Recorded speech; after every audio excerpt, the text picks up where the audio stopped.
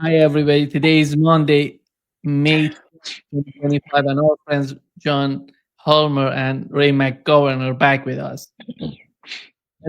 Welcome back. Thank you. John, let's get started with you and the case of the talks that there. It seems that Russia is willing to talk with Ukrainians in Istanbul. And do you see the way that we've been witnessing that Europeans, Merz and Starmer, together with Macron, they're trying to behind the scene, on the scene, to talk with Zelensky. How do you find the current situation, and do you think that we're gonna get something in Istanbul? Yes, we are. Let me try and answer your question by telling you or explaining what my Russian sources say is about to happen. And then we can go back and show how the Russians think they have outwitted the combination of Europeans and Zelensky. What's about to happen is this. The Russian side, President Putin, has agreed to make a deal with and for Trump. That's the first and basic point. Now, the question is what exactly will be the deal that will be discussed in Istanbul? And will then Trump and Putin meet? When we talked last, I was expecting, because the Russians are expecting, a summit meeting between Putin and Trump, but that can't happen until and unless there is a simple agreement that will be initialed in Istanbul. So, first thing, the Russian side has already delivered a paper indicating to President Trump and the US side what the main points are. I'll come to those in a minute. At the second step is that it's very unlikely that Putin will go to Istanbul and meet Zelensky, as Zelensky challenged after President Putin's very early Sunday morning meeting. If there's no agreement on the Russian paper that Trump endorses by the Ukrainian side, if there's no agreement, there'll be no summit meeting. So at that point, Trump would be prepared to walk away, and Russia will get on with the war and will go on advancing westward as it's been doing as the spring offensive picks up momentum. I'm looking down at my notes just so that I get this right. The question that arises two questions. One is, what would be the Russian terms? And this is being called the Kellogg trap in Moscow, or the Starmer trap, or the Macron trap, or the Merz trap. They have appeared to be saying negotiations first, ceasefire first, negotiations after, in that order. And that's what was agreed or said first by Kellogg and then by Zelensky in his last appearance, public appearance, which followed Putin's appearance. The Russians believe they have turned this around and that Trump agrees. It's negotiations first, then ceasefire. Ceasefire, as the Ukrainian side wanted, is nothing but a ceasefire. It's not what I'd call cease force. In other words, the basis for a long-term peace. And that's what President Putin called the press in 2 in the morning between Saturday and Sunday to announce a very interesting, as it were, recapping of what the Europeans thought they had done in Kiev on Saturday. Now, I disagree with a lot of folks, including my Russian friends, who think that Trump is adverse and against the Europeans, that the Europeans keep plotting with against Trump uh, on Zelensky's behalf to keep the war going. I don't believe that to be the case. I think you could see that Macron deliberately tried to show, and subsequent to Kiev showed by little film clips he's tweeted, that he was coordinating with Trump. Trump said, and Macron said it in Kiev on Saturday, Trump has delivered a proposal to Zelensky. He's going to agree. That's a 30-day ceasefire. Trump was probably vague, as he always is. He wants the deal. He knows that Putin has agreed he'll get his deal, but the conditions are, first, in Istanbul, an agreement on a ceasefire must include stop of US deliveries of arms to the Ukraine. Cease force, as distinct from ceasefire, means no period of time for the Ukrainians to rearm, either rearm directly from the United States or Trump's new version of this, which is Trump supplies Patriot missile systems to Germany, and Germany moves them on to the Ukraine. That's a no-go from a Russian point of view. So cease force is the Russian deal on the table in Istanbul. If there can be an initialing on that basis with some of the principles that were adopted in Istanbul 1 back in March 2022, demilitarization, neutrality, no NATO, and elections. This is another serious issue for the Russians. Zelensky's got to face elections because he's illegitimate. He's ruling by martial law, by presidential diktat. The Russian side will accept at this point and as we go forward an election that they believe will get rid of Zelensky. That would be a massive step towards the second goal of the special military operation, denazification. That's a Nazi, he's got to go. Now, the Russians are in no doubt that Merz, the new Chancellor of Germany, is a Nazi. Merz was there in Kiev. Merz was with Macron, and Merz has rejected President Putin's Saturday night, Sunday morning announcement. It's negotiations first, ceasefire second. But Merz doesn't count.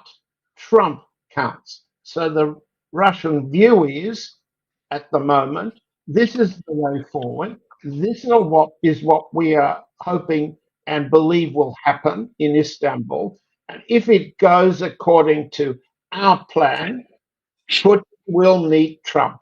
Now, Trump has just a couple of hours ago, before he took off for Saudi Arabia, Trump said a number of very interesting points about what's about to happen. He said, rather than waste everybody's time in reading it, what he said a couple of hours back was, don't underestimate what will happen on Thursday in Turkey. I was thinking I might fly over there myself if the deal gets done. Now, that's not quite what we predicted last time. I believed and said, because the Russian sources in a position to know had believed, that Putin was offering a summit with Trump in Abu Dhabi while he was in the United Arab Emirates, which is where he'll be 15th and the 16th. What subsequently happened since we spoke of that is Istanbul. So Trump has come up with the idea, maybe I'll fly to Istanbul, but the maybe hinges on all the other things happening and falling into place, as I've suggested. Yeah. Ray, go ahead. No, I want to thank John for bringing us up to date. If you need a job ever, John, I think the president's daily briefer, you'd be a really good briefer. He doesn't Uh, have a daily briefing. He has a once a week briefing, subordinate to lunching with Vance. I wouldn't mind cooking for those two. well, that's the rhetoric. I dare say I think he's getting briefed by Tulsi Gabbard more often than once a week. But be that as it may, uh, I think that the role that the coalition of they call themselves the willing, a good friend of mine, Oliver Boyd Barrett, calls them the coalition of the brain dead. Uh, I'm talking about Stommer and Macron and Merz and now Tusk, brain dead. And I think that gradually Zelensky is beginning to see that all their puffery and all their beating of their chest really will not amount to anything when push comes to shove.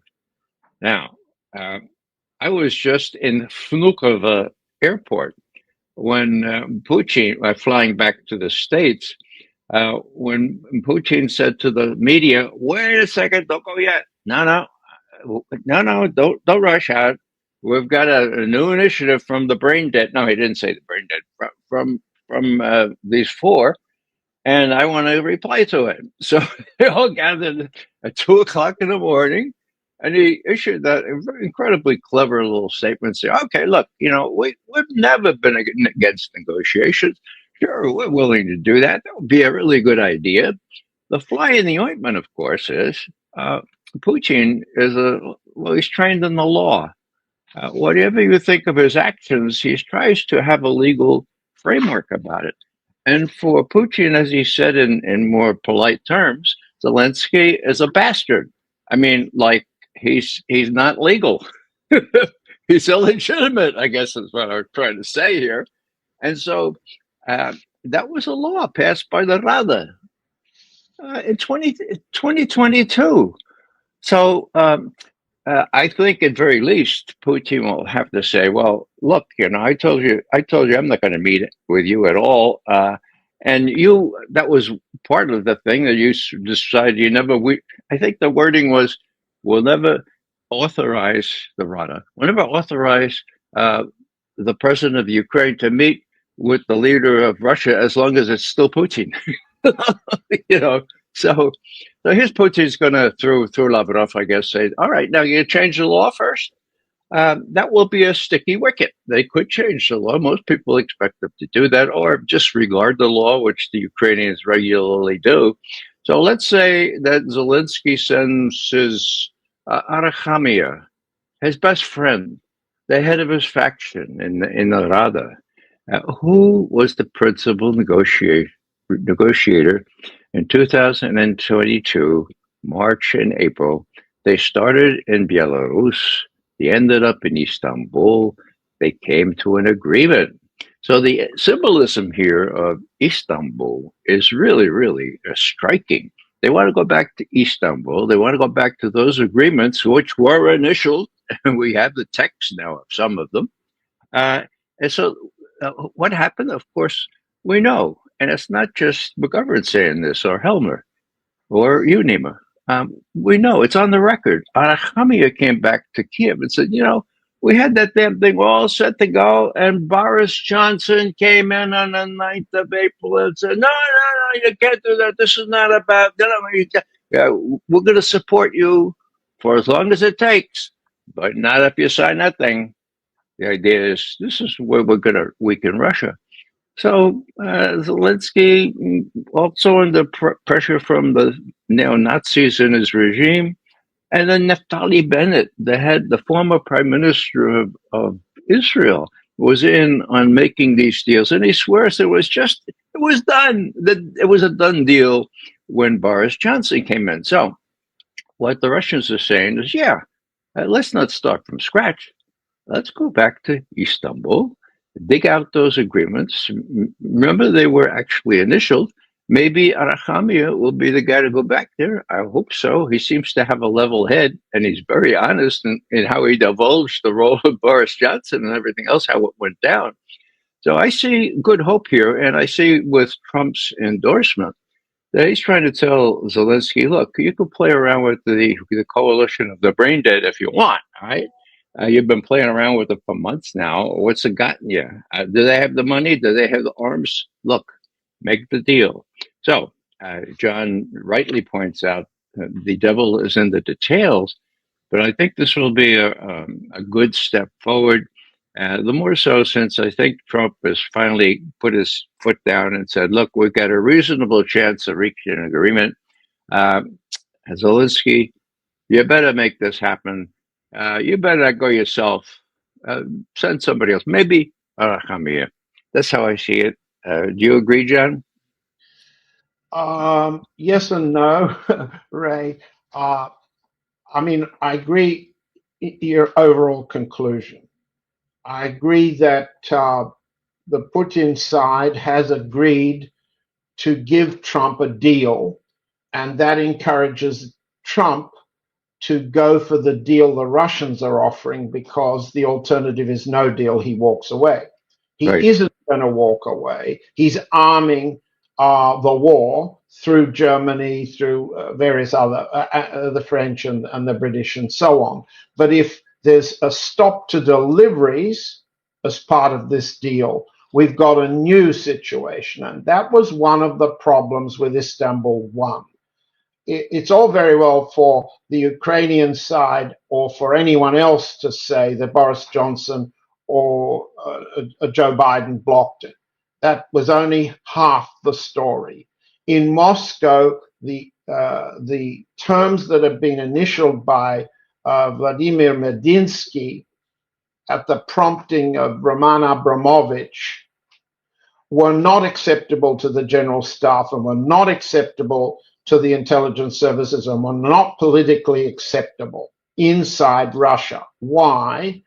For the reason that President Putin came out on Sunday morning to explain. I got to read it to you.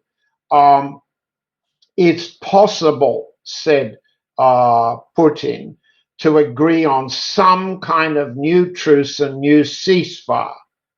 But a real ceasefire, there's a difference, that would be observed not only by Russia, but also by the Ukrainian side, and would be the first step, I repeat, towards a long-term sustainable peace, rather than a prelude to continuing armed conflict after the Ukrainian armed forces have been rearmed, re-equipped, and frantically dig trenches and new strongholds.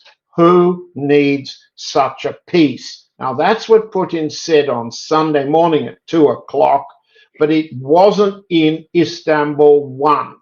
And the Russian side said to the president, what's been initialed falls short of what we've gone to war or gone to the special military operations distinct from the war for that purpose. What President Putin is now saying is, I learned the lesson from that round.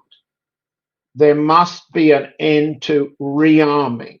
A ceasefire isn't just going to be a pause. That's not acceptable. No, I agree. I agree, John. Here is what Donald Trump said about the talks in Istanbul. Insisted that that meeting take place, and it is taking place. And I think you may have a good result out of the Thursday meeting in Turkey between Russia and Ukraine. And I believe the two leaders were going to be there. I was thinking about flying over. I don't know where I'm going to be on Thursday. I've got so many meetings. But I was thinking about actually flying over there. There's a possibility of it, I guess, if I think things can happen. But we got to get it done. We got to save 5,000 lives a week. 5,000 lives is really more than that. It's worse than that. And when you see Wait, it seems that Donald Trump is somehow optimistic about the talks in Istanbul. He said, I may fly to Istanbul. Do you think that he knows something that we are not aware of? No. I think I just tried to explain it.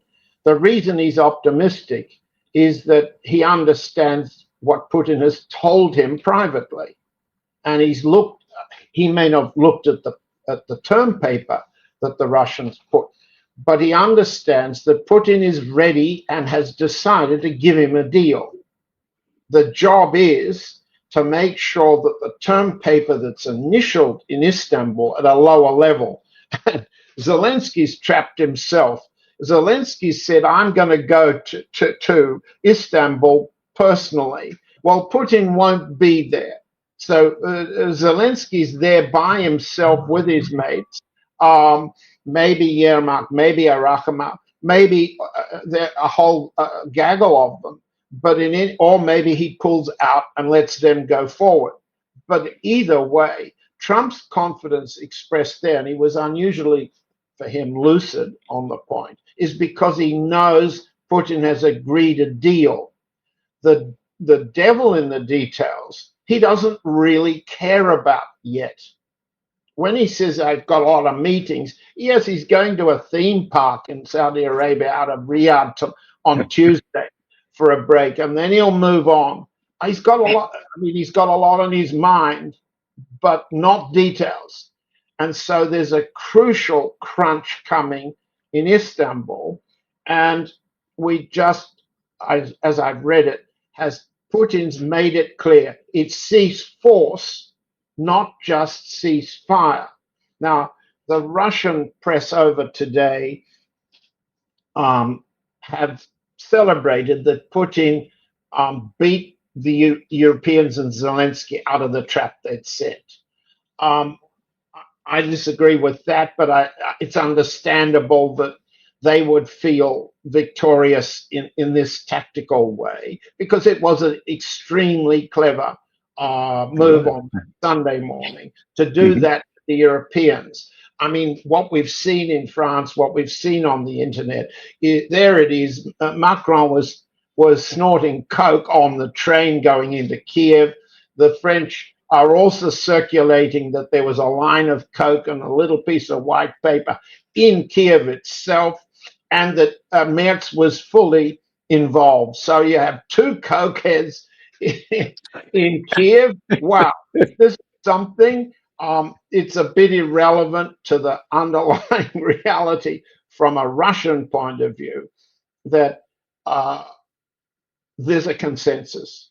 This won't be the mistake the domestic reaction was after Istanbul 1, after Medinsky came back with this initial document. This is a cease force agreement, and they think, and I think, there's the reason to hope that Ray indicated that Putin and Trump will see it happen. Yeah. Ray, go ahead. No, I don't have much to add to that. I was thinking about, the pause that refreshes. Isn't that having Coke, I just looking at the coalition of the brain dead. Well, the Coke is part of it. Starmer is about to be replaced in the UK, as far as I can tell. Who's the other guy? Merz? My God, when the Russians look at Merz, they see revanchism. I mean, they see a guy who's an unredeemed, Nazi or neo-Nazi.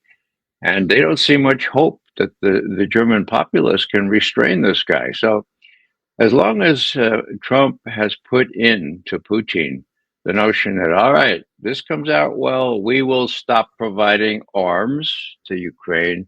There's no more money for it anyway, and I'm not going to ask Congress for any more. And we won't give them more money, period. And if that's part of the deal, then Zelensky's either got to fly off to one of his palaces somewhere abroad, or he's got to kind of negotiate some more. And he has some good people. Now, this Arhamia impresses me as somebody who's not brain dead, who did the best he can and was really, really angry when Boris Johnson shows up on the 9th of April, 2022, and says, no, you're not going to do that. Fight on. We will support you as long as it takes. That's what the phrase was, right? Well, it's as long as it takes now. The proof is in the pudding. I can't wait until Thursday to see how this comes out. If indeed it eventuates at all. John, you see, the main barrier is still, do you think, is still Donald Trump? And you mentioned that Donald Trump doesn't care about the details. That could be a big problem if he himself is running the show. He himself is talking with Witkoff. But that is that going to bring difficulties to the negotiation? Is that going to be a positive point that he said that he's going to, when he says he's going to go to Istanbul, he expects Vladimir Putin to be there. You've mentioned that Putin is not going to go there. No, they will meet. The understanding, let's put it this way, it sounds a bit contorted. The understanding I have of the Russian understanding is that there's an understanding between Putin and Trump that if enough of the Russian concerns, let's call them, are initial on the term sheet in Istanbul, one, a ceasefire that the Russians are ready to grant more or less in place in exchange for the stopping of arms supplies to the Ukraine. And bear in mind, Trump is allowing 120 odd Patriots to be shipped right now, from now on, according to the New York Times and everybody else. That was a Biden deal, but Trump is honoring it. Remember, there was a Trump pause back in February whilst renewed the deliveries. The deliveries must stop. Equally, there'll be something said about intelligence sharing, which is the way in which the United States and the NATO allies enable the Ukrainians to attack Russia by drone or by missile, by artillery in real time. That's got to stop too. But if you've got a ceasefire and the Ukrainians are honoring it, targeting is a lesser priority. Because that's a real-time combat issue, a very sore one, but that's a lesser priority than the issue of that Putin made. A peace without that enables the other side to rearm, resupply, refortify. That's not a real peace. It's not going to go. If it's not agreed in principle, if the Ukrainian side rejects it, with or without Starmer, Macron, and Merz, then Putin doesn't go, Trump doesn't go, they don't meet. Now, one thing I'd add here is that, as most people know, Putin is in no hurry. Okay, he seems supremely confident. He even acknowledged about 2 weeks ago that some people want me to go real fast, much faster here. Some people want me to go right to the Dnieper. Why? We got the upper hand here. We're in no rush. So that's to be borne in mind. And Trump is a transactional guy.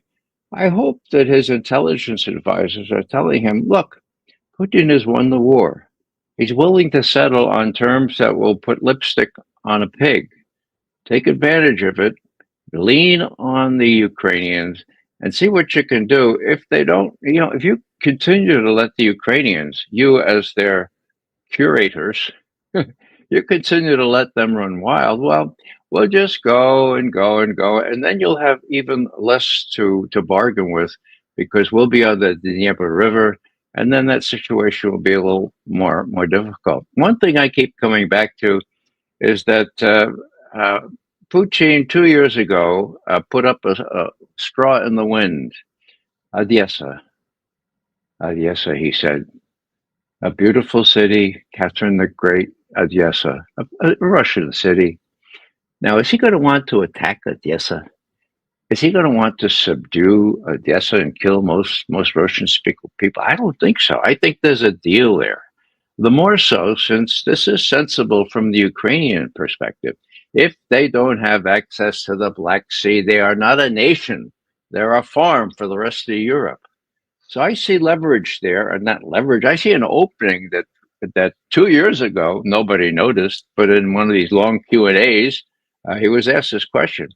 And so, as far as Odessa and Dnipropetrovsk or Kharkiv, as long as they are not subdued, well, there's reason to think that Putin doesn't want to attack them, and he could offer these as a kind of a, I don't know, kind of a city, Odessa, for example, that would be run in an international way, like Trieste was back after World War One.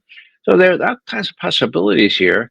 I think Putin and Trump are really out pretty far now in saying they're going to have this deal, and I just hope that they're smart enough to do this because, after all, Trump has other equities that he has to protect. What he sees as his equities in genocide, for God's sake, and against China. So I think that there's lots on Trump's plate. He wants to get rid of Ukraine, the Ukraine deal, and that's another background type explanation as to why he really wants to move, even though he does not have to. I think that this issue of Odessa is misrepresented in the U.S. press. I mean, Kellogg has claimed that that Ukraine's winning the war because Russia hasn't taken Odessa, hasn't crossed the Dnieper River. What else? And didn't take Kiev. Well, none of those three targets were not the objectives of the special military operation, and Russia's not armed and equipped and ready and prepared to do any of those things. I entirely agree with Ray that the long-term future for Odessa, as all Russians know, is Odessa will always go with the winning side and where the money is. It's all very well to celebrate the Russian culture of Odessa. We all know that, but the fact is that Russians don't like Odessans. They go there and they have their pockets picked. My wife has experienced that. The sea is polluted beyond belief, etc., etc. You want to have a holiday at the beach, you go to Crimea. You don't go to Odessa. In the medium term, Odessa will go with the money. The money will be Russian.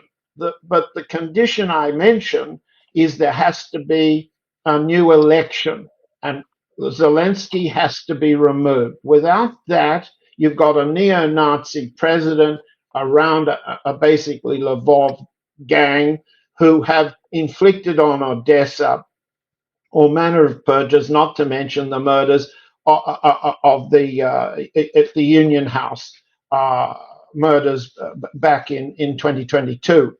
Kharkov, and there's to be no city fighting. That was clearly a Russian view.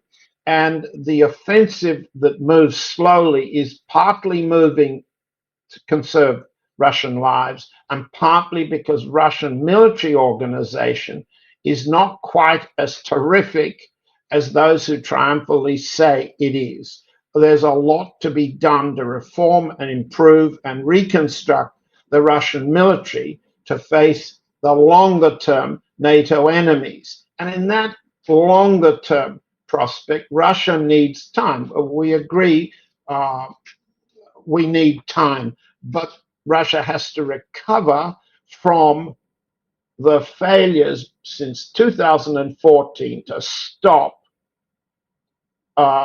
NATO fortification of the Ukraine so it could fight as it's been doing. Mm-hmm. That's a very serious military problem, and Russia can't solve it simply by rushing towards Kiev. They can't. Equally, there was no defeat of the line of Russian armor outside Kiev in 2022.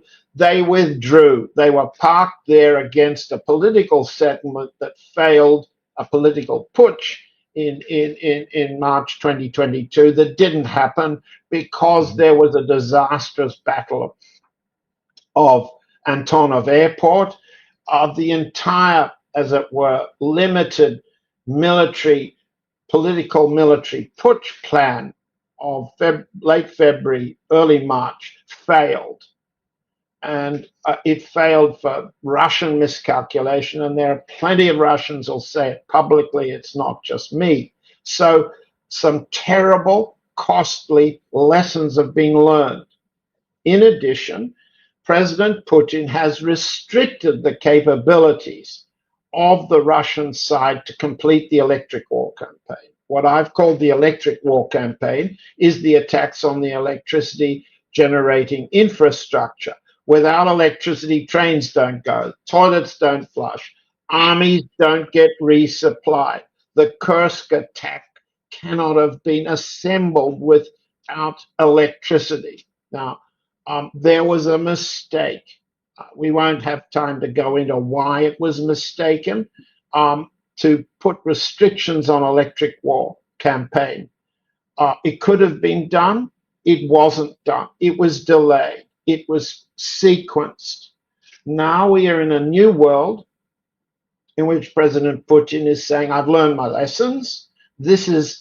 And now we've got to teach the Americans to learn their lessons. And Trump is saying, sort of similarly, we're going to have a war sequence. We're not going to fight a war in Europe at the same time as we've got a higher priority war with China. So we've talked about that before. Russian strategy sequencing with time. US strategy is sequencing war with time. Russian strategy is sequencing, hopefully, peace, but preparing for war in time. Yeah.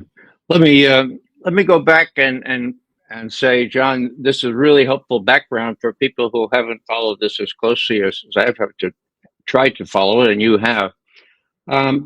If you go back to the day after the special military operation began, you don't know this yet, but we know from watching the media and other things that Zelensky said, "Oh my God, oh my God."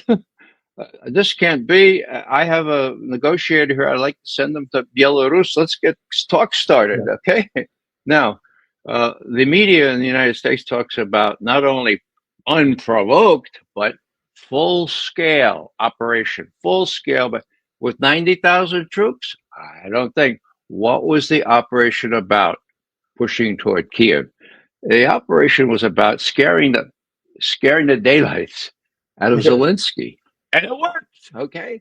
So they had these negotiations prior to Istanbul. Then they moved them to Istanbul and they came up with a deal. And what happened? Well, Boris Johnson came in, as we know, but also there was that terrible massacre that everybody advertised at Bucha. Okay.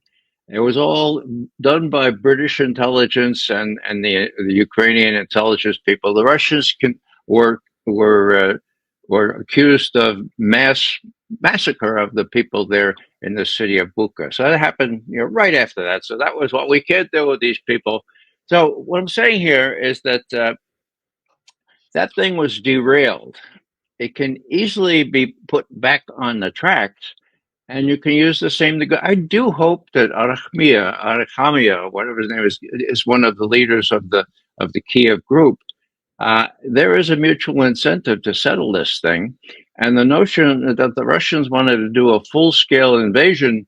I mean, they must be crazy if they thought they could do this with 90,000 troops. And as Sean has already said, their objective was not to take Kiev. Now, that's the real story. Now, actually, it was Trump. A couple of terms ago that talked about alternative facts. Okay. I never knew there were such a thing as alternative facts. Well, Joe Biden was interviewed by BBC. I just happened to see it earlier today. He was asked, now, Mr. President, a lot of people are saying that there can be no deal unless Ukraine is willing to give up territory that the Russians have already conquered. Do you think this is right, or do you think it's appeasement? And the president, my former president, thank God, Biden said, "Oh, it's new appeasement." He said, "Now listen to this, Biden. When Putin announced that he was going to from Kiev. He was going to come and he was going to attack the rest of Ukraine. When he announced that,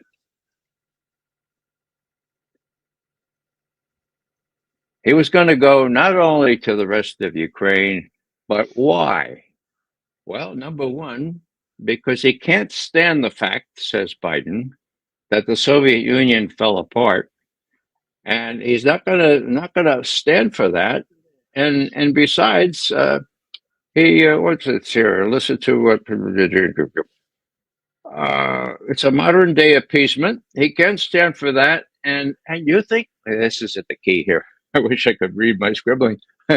He says, "You think Putin's going to stop that after he was in Kiev?" Says Biden, and then he came down, and then you think he's going to stop at Ukraine? No way is he going to stop with Ukraine.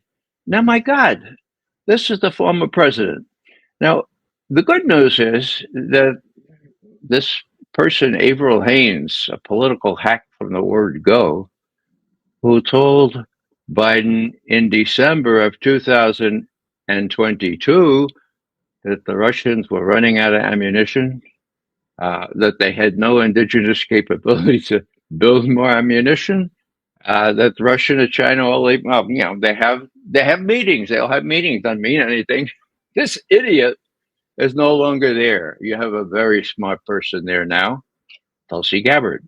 So I think one of the reasons that this is easier for Trump is he's getting good advice. And I think, well, he's saying, I mean, this is the key. He said, when I look at Ukraine and Russia, I can see where the Russians wouldn't want to have a heavily armed NATO member right on their along. I can understand that. Well, my God, that's 75% of the problem. Okay, so he could understand why they shouldn't be in NATO, and he said so. The rest is in the details, but there are lots of people in Washington and in Moscow, actually, that want to put the kibosh on this détente or thaw. And one of the big uplifts for me being in Moscow for the last 2 weeks was that the last time I was there was a great prospect of détente, of rapprochement. It was the ABM treaty that was signed in May of 1972. I was elated. I was one of those guys that had to hide under my desk as a child. I was just walking on air as I left that because we were able to play a role. Doverai no proverai, uh, what? Trust but verify. When Kissinger and Nixon asked us, would the Russians cheat, the Soviets cheat? We said, don't know. How soon can you tell us? Well, we went back to the guys that run the satellites and all that.